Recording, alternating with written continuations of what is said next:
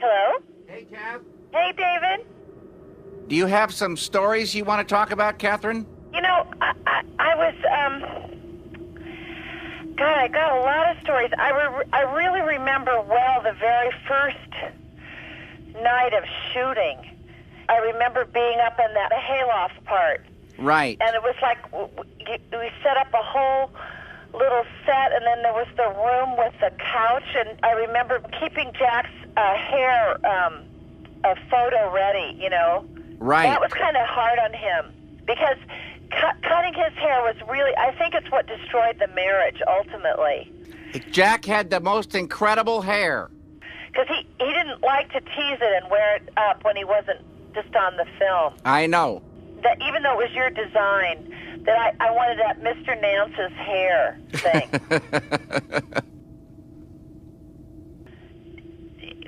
You know, they just sort of like forgot about us, right? Exactly right, Kath. We just got to keep going and keep going and keep going. Catherine? Yeah. You had a job during the day, didn't you? A waitress? Working at Barbecue Heaven. I don't remember that. You fixed the roof for them? I did? One time, yeah, because they'd give you grilled cheese sandwiches and French fries. Wow. Right. And then pretty soon we were making breakfast and lunch. Right. And we cooked it all on that little hot plate. Remember that? I sure do, Catherine. Yeah, and there was a lot of grilled cheese, and then for a long time there you were into egg salad, as I recall. Uh-huh. And then you like to eat the same thing every day, and a lot of us kind of got used to that.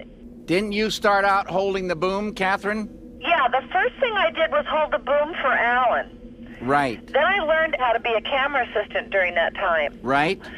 And I really am glad I learned how to do that. I can still tell what 3 feet 8 inches is, you know? That's fantastic, Catherine. There was this picture of me and Frankie being tied to a bed. Right. And, they weren't good sports, Catherine. I guess we were pretty good sports, though. Yeah, you and Frankie and I did it, right? You and Frankie did it great. Yeah, a part of it anyway. God, I'd love to see that someday. Yeah. I remember the night that you asked Doreen and me to fill this whole drawer full of pudding. Right. It had like a little thin layer of peas on top. Right. And we were trying to calculate the square or the cubic footage of the drawer based on what was in a package of vanilla pudding. Right. It was like you used 2 cups of cold milk. No, we didn't, Catherine. So we tried really hard to make the vanilla pudding stretch. And then you just coated it with this little layer of peas. They were frozen peas because they couldn't be really shriveled. Right. And then we filled the whole thing with the pudding. I haven't seen it for a while, but Henry just reached in and pulled it out, right? Exactly. All the utensils were down inside that stuff. Wow. That was the bed scene. Yeah. And it was really cold, and they were in it like all night. I believe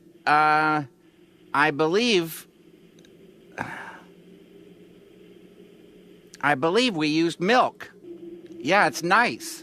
I think Jack kind of enjoyed being in there with Judith. Going ahead and bringing everything down in our cars.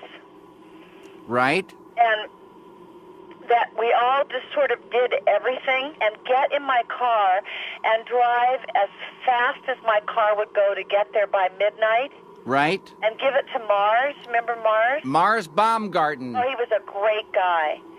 He really helped us a lot. He sure did. But then I think one of the reasons why also it's so indelibly printed is that so often we would then do it again. Exactly. So we had a chance to really, get into it. Catherine. What? How many years did you work on Eraserhead? I think about 4. No, you worked 6 years. 6? Yeah. Well, maybe 5. It was a long time of my life. Maybe 5 years. They just didn't know quite what to say. Right. Wow. Right? Right. I know. Exactly right, Kat. Wow. Right. Uh-huh. Right. Yeah. right, It had like a right, right, right. with the pudding. Wow. Yeah. Yeah, it's nice. Right, right. Catherine. What? Yeah.